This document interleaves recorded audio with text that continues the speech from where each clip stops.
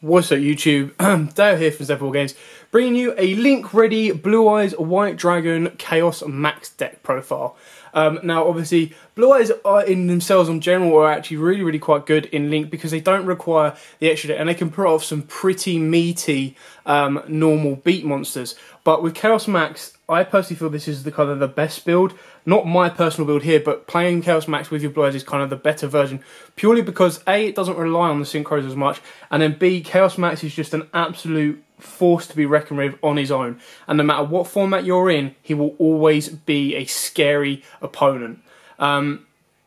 Now, I have kind of designed this deck, again, like my rest of my Blue Eyes Max versions, to kind of go a bit second, but also to have the ability to go first if needs be. Now, obviously, there are quite a few decks that don't target, like, I mean, the new, well, not new anymore, but the Magician trap card, basically, you can send it to grave, so it doesn't target, which is very nice. So, without further ado, I'm going to crack straight into it, and we'll go through the deck profile. So, I'll zoom in a little bit for you. Let's see what we've got. Right, so we start off with double Blue Eyes Chaos Max. You can place it free. I just found when I was testing it free, it did get a little bit too cloggy. 2's about right. You don't really want to be dropping this guy with trade-ins unless you absolutely have to. But he's still very strong, and obviously he's searchable in the deck by quite a few cards. So 2 is just about enough for me. Triple Blue Eyes normal. So triple vanilla Blue Eyes, you have to play free of this guy. He's used in absolutely everything. He is the soul of the deck. He's not the main purpose, like the big beater of the deck. He's not the alternate of the deck, but he is the centerpiece. Without this guy, the deck kind of falls apart. And it's incredibly important. You must play free of this guy. Just like you must play free Blue Eyes Alternate Dragon. Now, obviously, Alternate Dragon gives you that pop ability, which is very nice. And the idea is you don't want to be relying on the extra deck with this deck because we don't want to worry about the links. So, with the combos of searching these guys out, using his effect to pop, and then using a ritual spell to bring out Alternate or to Blue Eyes, or you can literally just flood the board. You can OTK very easy with this deck because they're all just insane beaters. Next up, I play triple White Stone of Ancients. Now, obviously, this card helps out massively because it special summons you one Blue Eyes monster from the graveyard. Special summons one Blue Eyes monster in the end phase from your deck, and then you can banish it and add a Blue Eyes back to your hand. So it helps you always have materials for Alternate, and then also it can bring out in the end phase to be able to bring out a Blue Eyes White, the Dragon Spirit of White, sorry, in the end phase and banish a card is very important and very strong because that's how you get around stuff like D-barriers and stuff like that. Next we play triple Sage with Eyes of Blue. Now obviously this become a hell of a lot cheaper since it got reprinted in Battles of Legend, so it's very more accessible for everyone out there, which is again why the Chaos Max build is still very good because it is relatively budget. Depending on whether or not you play Pot of Desires in there. And obviously Pot of Desires will become cheaper when they get the reprints in the tins come the start of August, end of August, beginning of September, I believe it is. But Sage with Eyes of Blue gets you a Blue Eyes out of the deck, and then obviously sends this guy to graveyard, so you're getting your 2 effects that you need. And then you couple that with obviously the one White Stone of Legend. Now the White Stone Legend is very important as well because it's not the end phase effect to add a Blue Eyes, it's there and then, and it adds it to your deck to hand, and you could need that. You could need that really importantly to activate an Alternate or to get into a Chaos Max. So playing this guy at 1 is all you need, but it is still very important. Triple Manju, because it's so important to get to the ritual spells of this deck. Now, what I found is because you're only playing 2 ritual monsters, you don't want to flood your deck with ritual spells. You want to have a nice amount of ritual spells so that you're not always handling with dead ritual spells. But you want to have enough that you're going to see them consistently, or at least early enough to get your Chaos Max out on board. Let's not forget, if you can flip a Dryden or any type of zoo card face down, the 9 times out of 10, they're going to be 0 defense unless they've got Ram attached. And then you attack with Chaos Max, you're going in for game. Double Dragon Spirit of White. Now, I really like this card. Now, the second effect not many people use, which is the fact that if your opponent controls a monster, you can tag this out and go straight into a Blue Eyes, which is very nice because, I mean, in the end phase, you go into White Stone, bring this guy out, banish one of your opponent's cards, which is one of your opponent's spells and traps, which is very cool and very important. And then you can tag him out for a Blue Eyes to beef him up by the extra 500 if it's needed.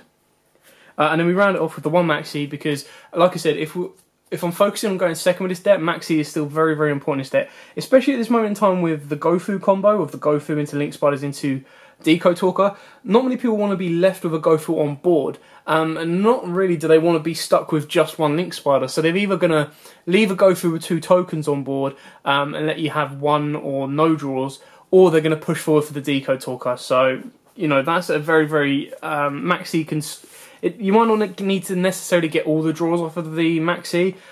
Just stopping your opponent's plays, making them think and go, maybe I don't want to go Maxi, maybe I don't want to take the Maxi challenge, can scupper their plays, especially when you can then OTK them the next turn with Blue Eyes.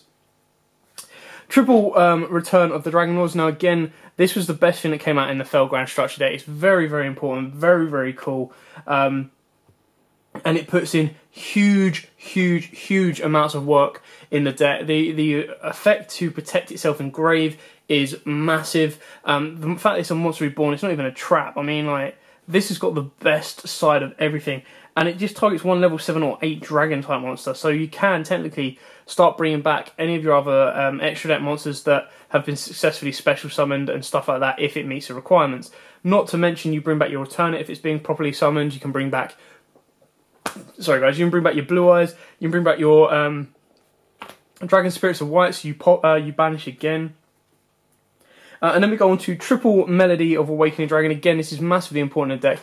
You do have cards that can become dead in the hand, or cards you just want to get to the graveyard, like your Stones. And this guy helps out massively because it searches out your Chaos Maxx, it searches out your Return It, and it searches out your Blue Eyes.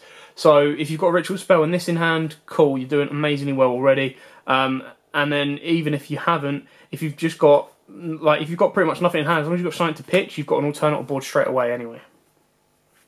Triple Trade-In, because you have 8 targets in the main deck for this, and sending the Blue Eyes or an alternate to... sorry, you've got 10 targets actually, but sending the Blue Eyes to the grave isn't the end of the world because you do play stuff like Return, and you can also play Silver's Cry as well if you wish, just to help give you that revival. And then rounding off is Free Pot of Desires. Now, well, not rounding off, sorry, but finishing off the free offs, we're going for the Pot of Desires. Now, this is always going to be a gamble when you play this card every single time. You're never going to be able to go perfect with this. Sometimes you'll get the absolute god draws. You'll banish nothing you need and draw into the best cards ever. Or you'll get into the worst card ever and probably draw into 2 Pot of Desires. That's like, oh, scoop the game. Your luck is not on your side. But Pot of Desires is still very, very important because we play most of our stuff at free.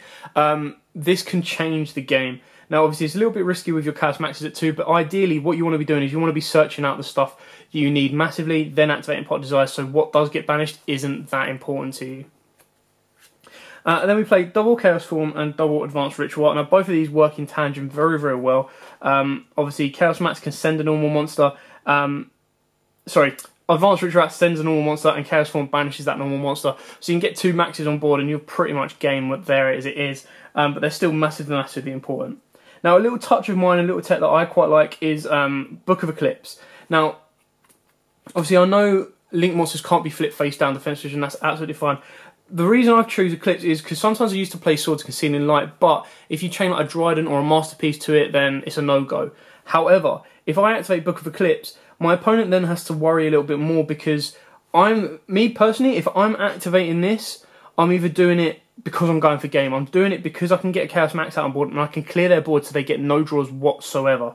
That is the only reason you would play this card. The second reason that you play this card is, a worst case scenario, is you have to set this as a defensive card. And then my opponent wants to do anything, I can just Eclipse them. Yes, they'll get a couple of draws in the end phase, but being able to stop them in their tracks and trying to slow them down is the lesser side of this card. The main side of this card is to drop it on them when they've got a full board or like a Dryden or anything like that might disrupt my plays. Do what I want to do and then Chaos Max in for game. And then we wrap it up with the 1 Cards of Consonance, purely because we do have obviously the 3 stones, 3 white stones, and the 1 White Stone of Legend and 3 White Stones of Ancient. So we do have the fodder for this card if we want to. You can easily take, my personal opinion, you can probably take out 1 of each of these and take it down a little bit and probably put in 2 Silver's Cry or some Soul Charges, something like that. But this is just kind of like a nice little ratio that works quite now. I've got a lot of draw power in here that's perfect for me. I've got Revival, I've got Search Power, and it kind of works for the way I like to play the deck.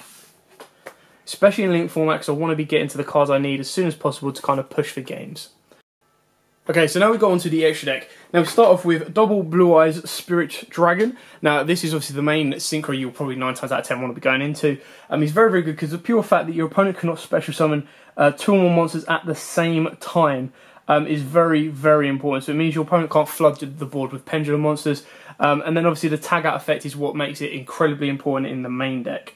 It can get you into stuff like Azure Eyes, which is very, very important in the deck because it helps you cycle back your Blue Eyes, which is very, very cool during the standby phase. And then plus the protection and a 3k booty, what more could you ask for? Crystal Wing, which is quite easily accessible in this deck purely because you can tag out your Blue Eyes Spirit and go into a Michael or a Black Rose Moonlight Dragon and then drop one of your tuners like your Sage or your Stones and then go into Crystal Wing, which can be quite damaging towards certain decks such as Dracos. And then we move on to the XYZs. We play the one Heretic Sun Dragon Overlord Heliopolis. Now I really like this card because you do have sometimes find yourself some dead cards in hand. When you go into this guy, you can discard all these dead cards you don't need and pop, pop, pop and start clearing your opponent's board, which is very, very important and can sometimes help out massively. Then we rolled up with Divine Dragon Knight Felgrand, which again is massively important. One of the fan favourites in a Blue Eyes deck. I really, really like him. He's such a nice card to play with.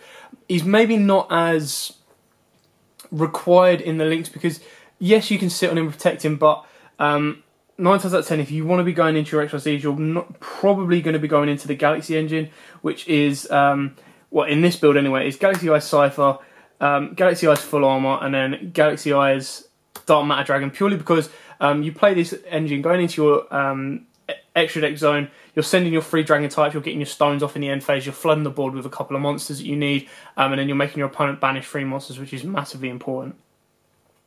And then we go into number 23, Lancelot, which is kind of nice. The fact that it's mandatory to negate can be both a pain and quite helpful, but he sometimes can come in quite handy. But then 9 times out of 10, you'll probably go into Hope Harbinger instead, unless you want to be clearing your attacking your opponent directly for the 2k.